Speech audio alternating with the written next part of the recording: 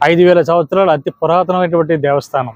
108 వైష్ణవ క్షేత్రాల్లో ఒకటి అయినటువంటిది కాకినాడ జిల్లా సర్పారం గ్రామంలో ఉన్నటువంటి శ్రీ రాజ్యలక్ష్మి సమేత భావనారాయణ స్వామి యొక్క క్షేత్రం. ఇక్కడ సాక్షాత్తు శ్రీ మహావిష్ణువు స్వయంభుగా వెలిసినటువంటి క్షేత్రం.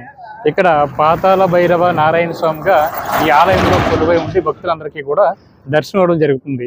ఈ దేవస్థానం గురించి మన 18 పురాణాల్లో కూడా చెప్పబడి ఉంది. సాక్షాత్తు నారద మహర్షి ఈ క్షేత్రానికి రావడం, ఇక్కడే తపస్సు చేయడం కూడా జరిగిందండి. నారద మహర్షి విష్ణు గర్భంతో ఉన్నప్పుడు స్త్రీ రూపాన్ని ధరించడం వల్ల స్త్రీ రూపం నుండి పురుష రూపంలోకి మారడానికి మనకి ఈ టెంపుల్కి ఆపోజిట్లోనే ముక్తికా సరస్సు ఉంది. ఈ ముక్తికా సరస్సులోనే ఈ నారద మహర్షి స్థానం ఆచరించడం వల్ల స్త్రీ రూపం నుండి పురుష రూపానికి మారడం జరిగింది. ముక్తికా సరస్సు అంటే ఇదేనండి, నాకు బ్యాక్ సైడ్ కనిపిస్తుంది కదా, ఇదే ముక్తికా సరస్సు. ఇక్కడే నారద మహర్షి స్థానం ఆచరించడం వల్ల స్త్రీ రూపం నుండి పురుష రూపంలోకి మారడం జరిగింది. దానికి సంబంధించినటువంటి స్టాట్యూని మనం ఇక్కడ చాలా క్లియర్గా చూడొచ్చు. ఆయనే మనకి కనిపించినటువంటి స్టాట్యూ మనకి నారద మహర్షి యొక్క స్టాట్యూ.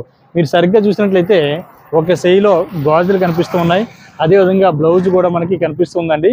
అదేవిధంగా ఒక శారీ అంటే నారద మహర్షి యొక్క శరీరాన్ని మీరు సరిగ్గా గమనించినట్లయితే మనకి హాఫ్ పార్ట్ లేడీ ఆకారంలోను, అదేవిధంగా మరొక పార్ట్ పురుష ఆకారంలో మనకి చాలా క్లియర్గా కనిపిస్తూ ఉంటారు.